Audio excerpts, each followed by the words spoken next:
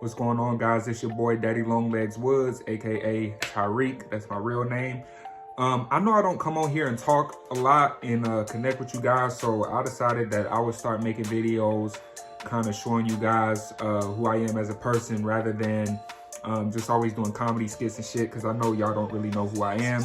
So this video is gonna kind of give you a little bit more insight as to who I am. So I basically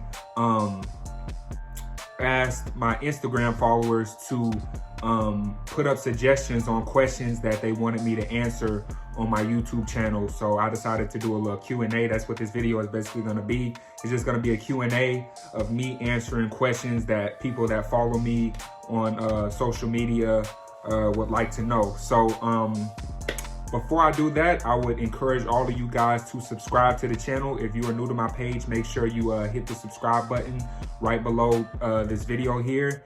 And if you like comedy, if you like to laugh, then you are definitely in the right spot. But without further ado, let's get to these questions. So the first one I want to talk about is, or I want to answer is how I got into creating content, because that's the question a lot of people want to know. Obviously, so I started out in college. I went to Cal State San Bernardino. I live in California right now. So I started out making content in college, and it was basically out of boredom because yeah, I was training in MMA, mixed martial arts, and I think I was injured at the time, so I wasn't really doing a whole lot of training. I was just going to school and focused on that. So I got kind of bored, and I got a lot of free time on my hands because, I was injured and I wasn't training at the time. So I basically just got the bright idea one night to kind of make a little funny video while I was studying, getting ready for a test. So I did that, and then from then on, I was about 20 years old when I made my first video.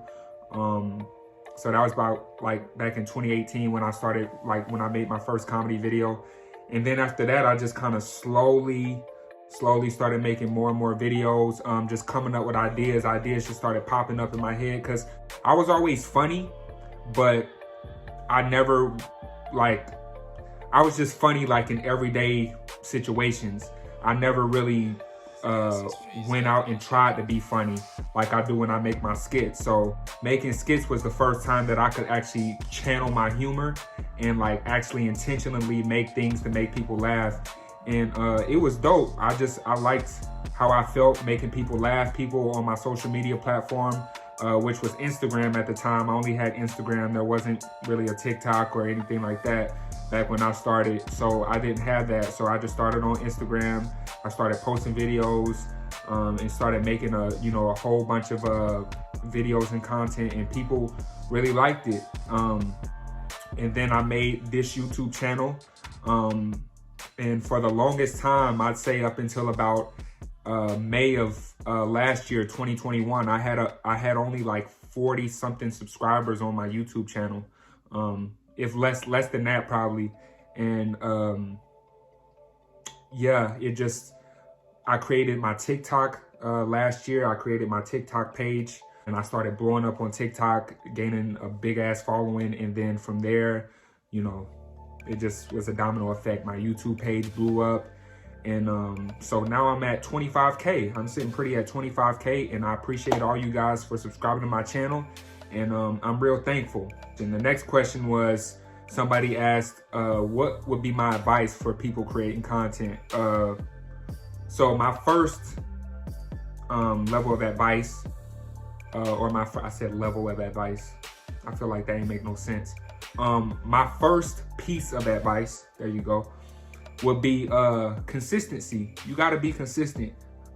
Just like with anything, if you're only posting one video a week or one video every 2 weeks, you're probably not gonna get nowhere. When I was coming up, especially on TikTok, because that's where I initially blew up at, I was dropping like 2 to 3 videos a day. And I was just making content, making videos, and just really pushing videos out. But I was dropping videos daily. And eventually, one of my videos went viral, then another one went viral, then another one, and it was just kind of like a snowball effect. So it'd just be consistency, engaging with your audience and the people that follow you. I think that's one thing that I need to work on. I don't really reply to comments or really engage with the people that follow me, which is bad. I know I should. I don't really talk on social media like that. You know, I just kind of drop skits, but I definitely want to connect with my followers and subscribers and everything on more of a personal level, so y'all get to know me, I get to know y'all. And yeah, I would suggest that just consistency, just constant dropping, you know, good content, quality content. Make sure you're not just dropping things just to drop it. All of my videos that I drop them because I feel like they're funny and I feel like they're good quality videos that people are gonna enjoy. Don't just drop videos just to drop them, because once you get in the habit of just dropping videos just to have something to drop, the quality of your content is gonna go down and people aren't gonna fuck with it. So make sure you're dropping quality content consistently. Keyword, consistently. And yeah, so that would be my advice. And, you know, like I said, try to engage with your audience, because your audience will share your content too. You know, if you start engaging with people and, you know, people like you and people fall in love with your personality, they'll share your shit. You know, they'll repost your shit, they'll share your shit, they'll tell other people about you. So it's really about just developing those connections and relationships within your audience. A lot of times, sometimes you're not gonna get as many likes and follows as you think. You know, sometimes your videos, I remember back when all my YouTube videos would only get like 3 or 4 views. I wasn't getting any likes or anything like that. And I just kind of kept going and kept at it. And now I'm doing a little bit better. So, you know, consistency, my boy, consistency. You got to see it through. So, you know, make sure you just keep at it and do not give up. Do not give up.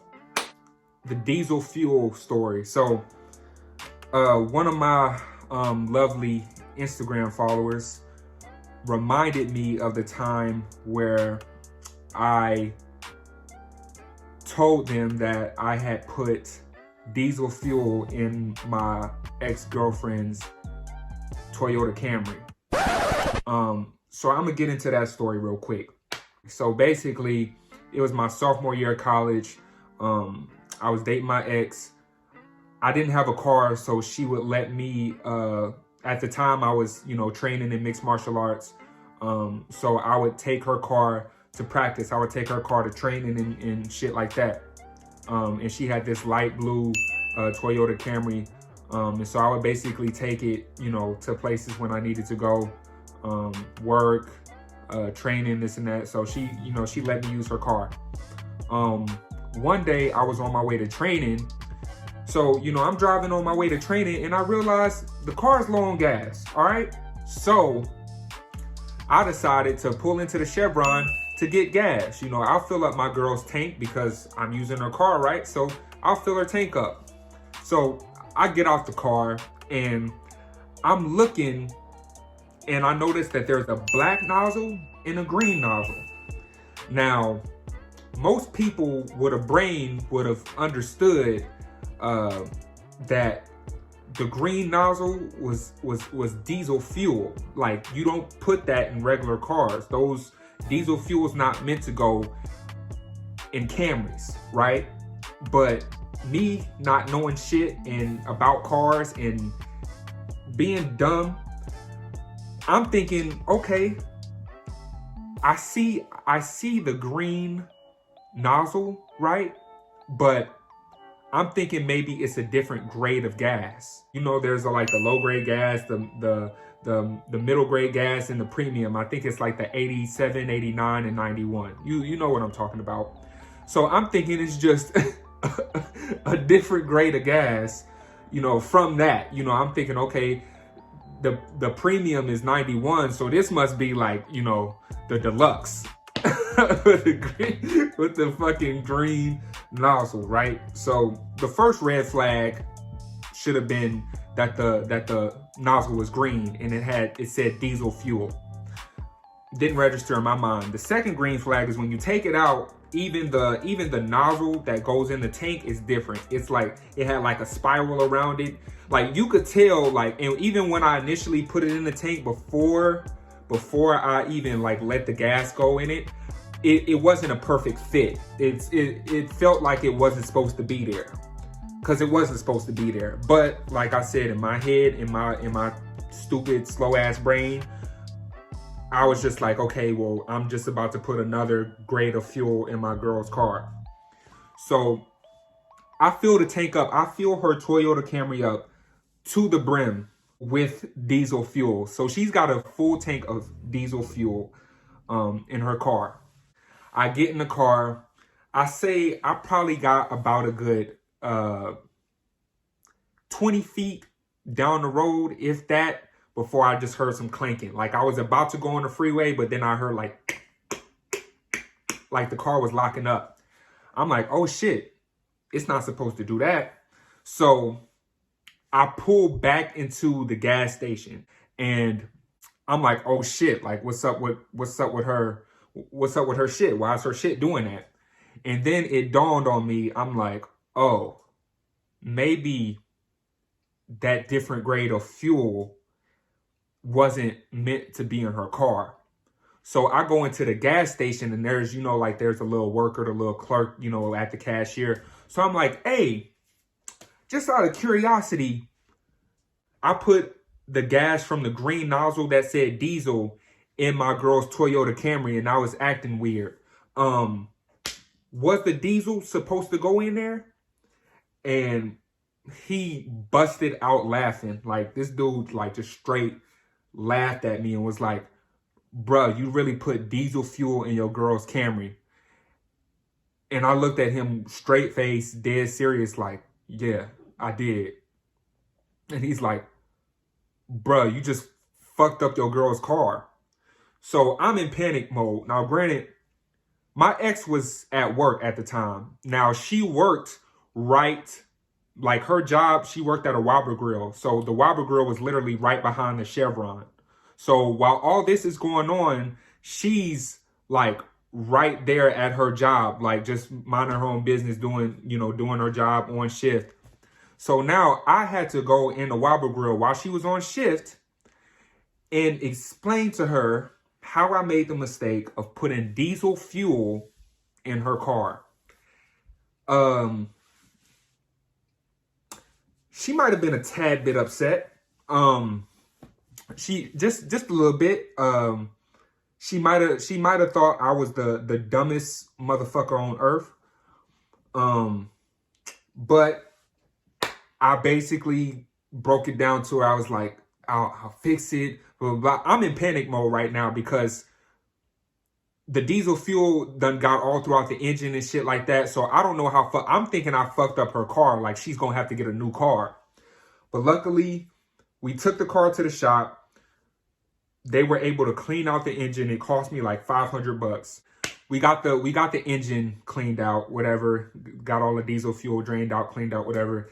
And the worst part about it is that she actually took the rap for me. You know, she explained to her parents, because obviously she told her parents, hey, you know, I had to take my car to the shop, whatever. She told her dad, you know, she had to take her car to the shop for you know, that because she said that she accidentally put the diesel fuel. She didn't tell him I did it. She told him that she did it. So she actually took the fall for me. It was kind of sad that she had to take the fall for me for doing something so idiotic and stupid. But yeah, that's basically, that's the story of how my dumb ass put diesel fuel in my girl's Toyota Camry. Full tank too. That's the like that's what made it like the worst. It's like I didn't just put a quarter tank of diesel fuel in that bitch. I filled that bitch up to the brim. I'm talking like that bitch was full of diesel. Like it was definitely a learning experience, and it's something that I definitely don't plan on doing again. And yeah, that's the story. That's my diesel fuel story. So yeah, next question. Somebody wanted to know, how do I practice self-love? So I'm just gonna say how I personally practice self-love. Everybody's version of self-love is different, but for me, my version of self-love is basically looking at things with a positive mindset, not being negative about certain things, like not being negative about anything for the most part. Like everything that happens in my life, I always attribute it to, everything happens for a reason. I have that kind of, I find reasons. I'm the type of person, like, I'll find a reason. If something is going bad in my life, I'll find a reason. I'll find a way to spin it and make it into something positive. Like, I really be trying to find the positive in everything, and I have a positive mindset. And I feel like when you have a positive mindset, you attract like-minded people and positive things into your reality. I have a tattoo that I could show y'all. It says, "As you think, so shall you be." And that's basically saying, like, your mindset and how you think shapes your reality and who you are and who you become. So in terms of self-love, I just make sure that I'm keeping my mind in a positive state at all times. And I also try to surround myself with like-minded people. I don't really associate with people that don't have the same type of morals or the same type of aspirations or drive that I have. I don't really, I kind of make sure that people in my circle are people that are actually, adding positivity to my life in one way or another.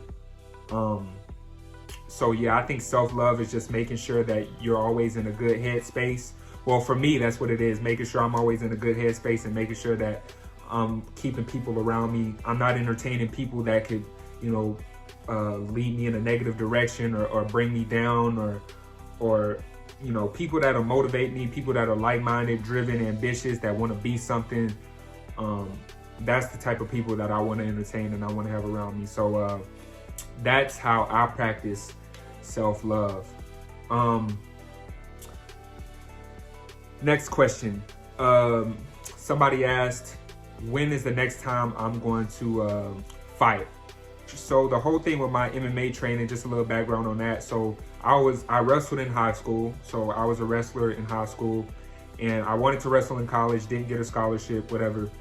I started training in MMA in college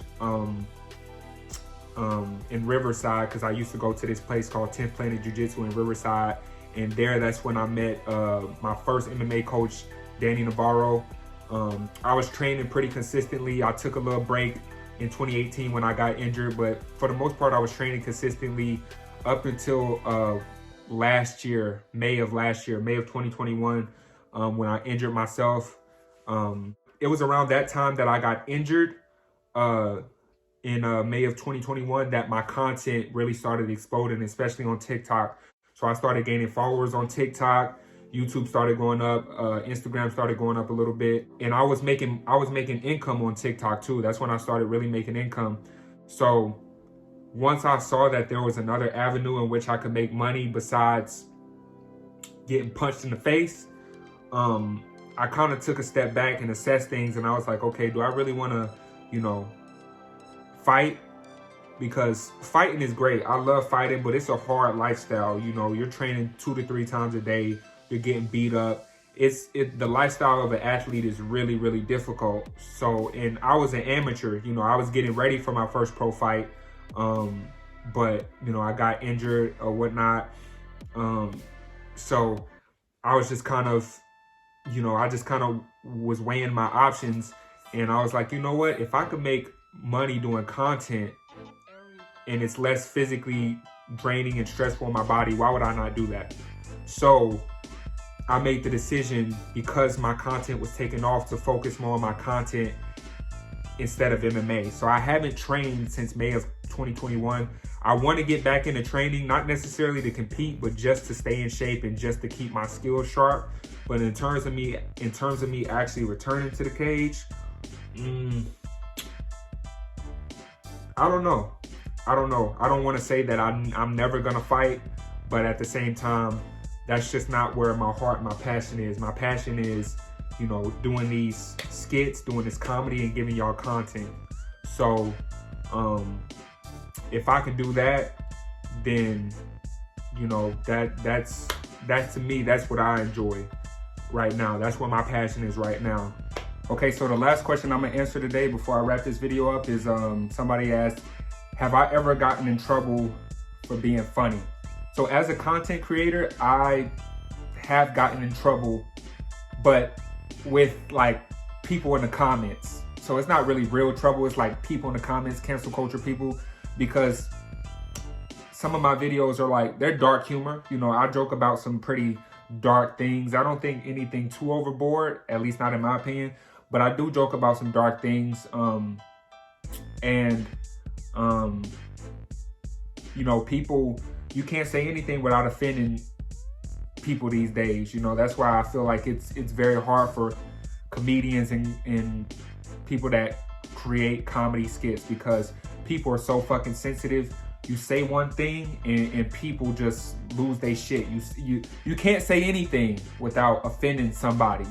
So yeah, in that instance, you know, sometimes I do get in trouble with people in the comments and certain people that have certain views off of what I say in my videos. But, you know, when I release a video, I don't release it with the intention of pissing people off. But at the same time, you know, I might have certain opinions that I would like to express through comedy. Or sometimes, you know, the shit I say in my videos isn't really shit that represents what I actually believe. Sometimes it's satire, sometimes it's me trolling, sometimes it's me, you know, just being dark and making fun of things that people get offended, you know, behind. But, you know, yeah, so in that instance, yeah, I guess I do get in trouble for being funny, because people are fucking sensitive these days and nobody knows how to take a fucking joke anymore. And, you know, people just don't understand that comedy actually comes from a real place. So these comedians, when they're joking about certain things, not everything that a comedian jokes about is actually funny when you really break it down and look at it. A lot of people don't like dark humor, but what they don't understand is that most comedy is dark. So that's what you have to understand about comedy. It's not knock jokes, and comedy isn't really, the essence of comedy is real and raw. And it's talking about uncomfortable things, but doing it in a funny way. So if you're that type of person that gets offended by every fucking thing, maybe, just maybe, you don't have an understanding of what comedy actually is. But I went on a whole little rant, but basically, yes, as a content creator, I do get in trouble for being funny. But that's it. That's all the questions that I'm going to answer for this Q&A. I don't want it to be too long. I don't want to bore you guys. I hope this is very entertaining for y'all. I hope none of you guys put diesel fuel in your girlfriend's or boyfriend's tanks. I hope y'all know the difference between diesel and regular gas. I'm pretty sure 99.9% of the human population does. I'm just the only stupid one. But yeah, make sure y'all like and subscribe to my channel. Make sure you follow my channel. I'm gonna be posting a lot more content, a lot more videos. And please, if you want me to do another Q&A, I need you to go to the comment section and drop questions down for me to answer in my next Q&A. I'm gonna try to drop a Q&A or something of this, something similar every week. So if you like this video, if you like me talking and answering questions, ask me whatever you want to ask me in the comment section below, and I will include it in my next Q&A if it's a good question and if it makes sense and everything like that. So please, more suggestions, and they don't even have to be questions either. Like if you want me to talk about a certain thing or a certain topic in one of my videos, I'll do it. I'll get on here and I'll talk about it. I'll give my 2 cents, my opinion on it. And yeah, thank you guys for watching. I appreciate you. If you watched this whole video from start to finish, I hope you enjoyed it. And I'll see y'all next time. Make sure you like and subscribe to the channel. And peace. Subscribe, motherfucker. Follow me on the gram.